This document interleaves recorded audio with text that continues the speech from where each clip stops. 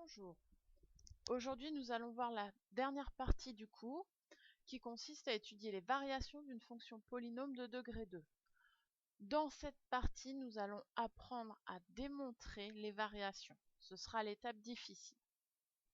Pour cela, nous allons partir d'un exemple, d'un énoncé concret. Première question, on vous demande de vérifier que la fonction f s'écrit sous cette forme qui n'est rien d'autre que la forme canonique de la fonction.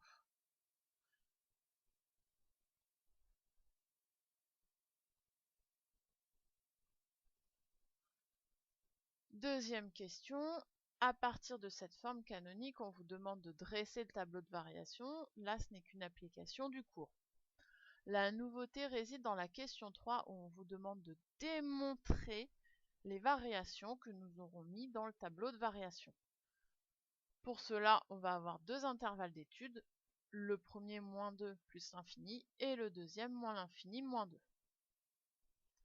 Première question, donc on vérifie la forme canonique de la fonction f. Évidemment, on n'a pas le droit d'écrire f de x égale, puisque ce doit être notre conclusion.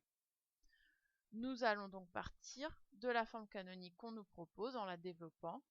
On devrait retrouver la forme développée de f. Avant de commencer tout calcul, on n'oublie pas de dire sur quel intervalle on travaille. Donc ici, ça sera pour tout réel x, réel, puisqu'on a une fonction polynôme de degré 2, pas de souci, c'est défini sur R. On va donc développer 3 facteurs de x plus 2 au carré moins 1. On retrouve la forme canonique qui est a plus b le tout au carré, et quand on développe, ça nous donne a au carré plus 2 fois a fois b plus b carré. On l'applique ici, donc 3 facteurs de x au carré plus 2 fois x fois 2, 4x, plus 2 au carré, 4, moins 1. Arrivé à cette étape, on distribue le 3 à chaque membre qu'il y a dans notre parenthèse, dans nos parenthèses, qui va nous donner 3 fois x carré, 3x au carré, plus 3 fois 4x, 12x, plus 3 fois 4, 12, et il me reste ma constante moins 1. Maintenant, j'ordonne mon égalité par éléments de même type. Je vais avoir les carrés qui vont rester, x qui vont rester, et il va falloir que je regroupe mes deux constantes. Ce qui nous donne 3x au carré plus 12x plus 11. Je retrouve la forme développée de f. Maintenant, je peux écrire que c'est égal à f de x. J'ai répondu à la première question.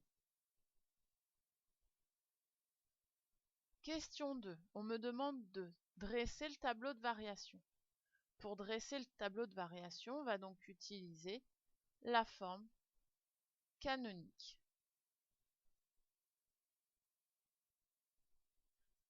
Je rappelle la forme canonique, on vient de la démontrer. Donc pour tout réel x, on vient de démontrer que f de x était 3 facteurs de x plus 2 au carré moins 1. On va identifier nos trois constantes. Je rappelle que la forme canonique, c'est de la forme a facteur de x moins alpha au carré plus bêta. Ici, a est donc égal à 3, alpha est égal à moins 2, moins 2 plus 2. On retrouve bien le résultat précédent, et bêta est égal à moins 1. Alors, je prépare mon tableau de variation. Hop, désolé, je suis pas dans la bonne couleur.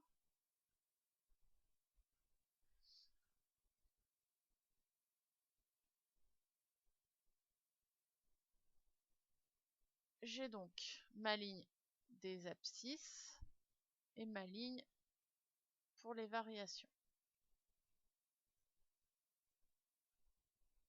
Ma fonction est définie sur R moins l'infini plus l'infini. A est positif. Ma fonction est donc une parabole avec le sommet tourné vers le qui est en bas. On va donc avoir une fonction qui est décroissante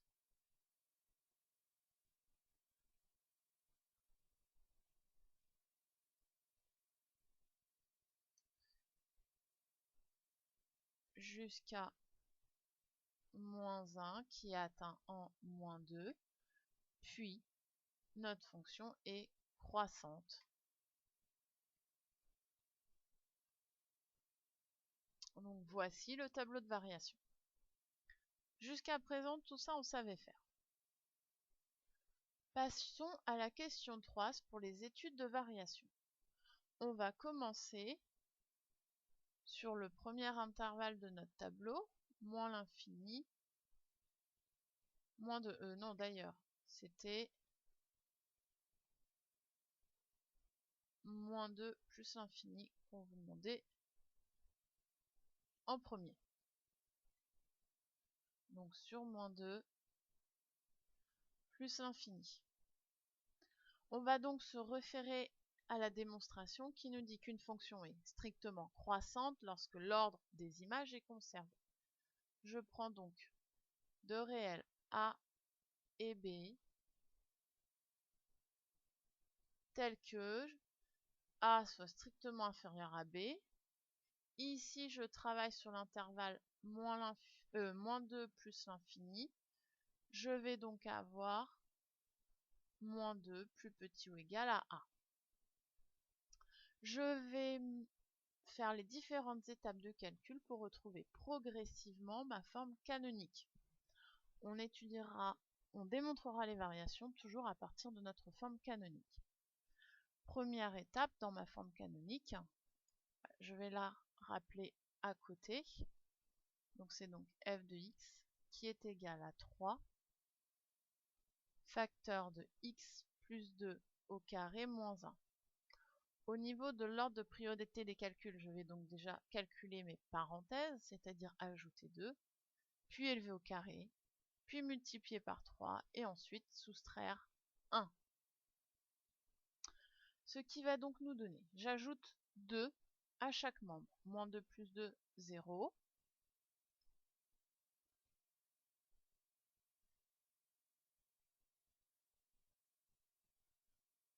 Qui est plus petit ou égal à A plus 2 strictement inférieur à B plus 2. Ensuite, j'élève au carré. Quand j'élève au carré, ici je suis sur les nombres positifs, je suis donc sur l'intervalle 0 plus l'infini. Ma fonction carré est strictement croissante. Donc je commence par écrire ma justification. La fonction carré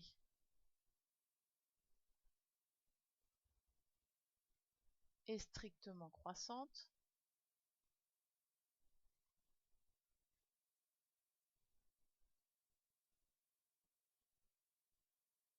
Sur, attention, hein, j'applique la fonction carré à a plus 2, b plus 2 qui sont des nombres positifs. Donc je travaille sur l'intervalle 0 plus l'infini au niveau de la fonction carré. 0 carré fait 0. Comme c'est strictement croissant, l'ordre est conservé. Et je me retrouve avec cette inégalité. Maintenant, je dois multiplier par 3. 3 est un nombre positif. L'ordre reste inchangé. 3 fois 0, 0. Plus petit ou égal à 3 facteurs de a plus 2 carré, strictement inférieur à 3 facteurs de b plus 2 au carré. Il me reste à soustraire moins 1 ajouter moins 1 ou à soustraire 1, ce qui ne change pas l'ordre. 0, moins 1, moins 1, plus petit ou égal à 3 facteur de a plus 2 au carré moins 1, strictement inférieur à 3 facteur de b plus 2 au carré moins 1. J'ai donc moins 1 plus petit ou égal à f de a, strictement inférieur à f de b. Maintenant, je vais pouvoir conclure. Je suis partie de a plus petit que b, j'obtiens f de a plus petit que f de b. L'ordre est conservé. Donc, f est strictement croissante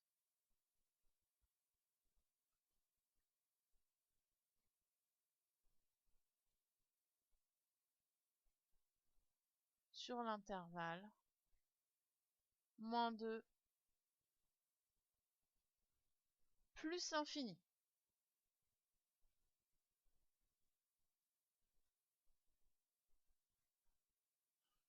On va démontrer la deuxième partie. Pour cela, je vais reprendre ce qu'on a fait pour le premier intervalle, moins 2 plus infini, et je vais corriger directement. Je vais corriger en vert. Donc cette fois-ci, on ne va plus travailler sur moins 2 plus infini, mais sur moins l'infini. Pardon.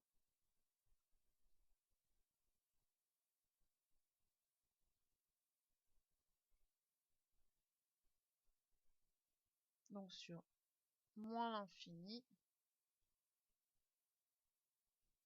moins 2. Donc A et B tel que A strictement inférieur à B,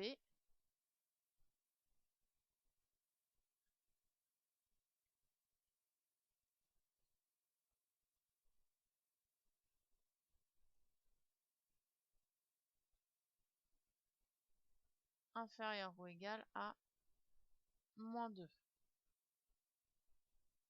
Ce qui va donc nous donner, on ajoute 2, donc ça va faire A plus 2 plus petit que B plus 2 inférieur ou égal à 0.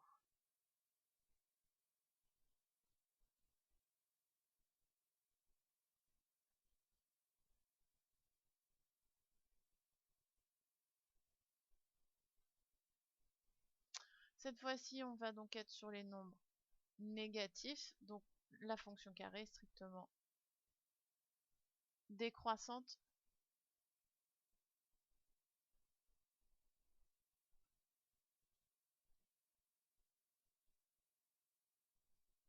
sur moins l'infini 0, ce qui va donc nous donner le même ordre au niveau de l'inégalité, sauf que là, l'ordre va être changé. On multiplie par 3, l'ordre est conservé, et enlever 1 ne modifie pas l'ordre. On se retrouve donc avec moins 1 supérieur ou égal à f de a strictement supérieur à f de b. Je refais juste mon a qui n'est pas très joli. Les joies de la technologie.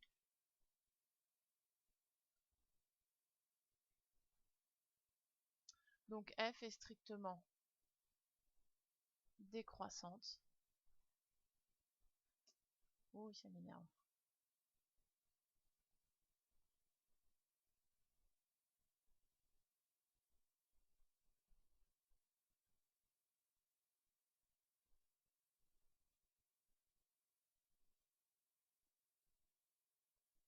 Bon, ça m'énerve. Je vous fais une flèche vers le bas. Par contre, évidemment, sur les copies, on note le mot en entier.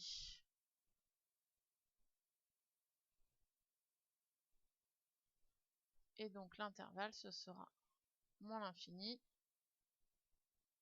moins 2. Donc, voilà ce qu'il vous reste à faire sur les autres exercices.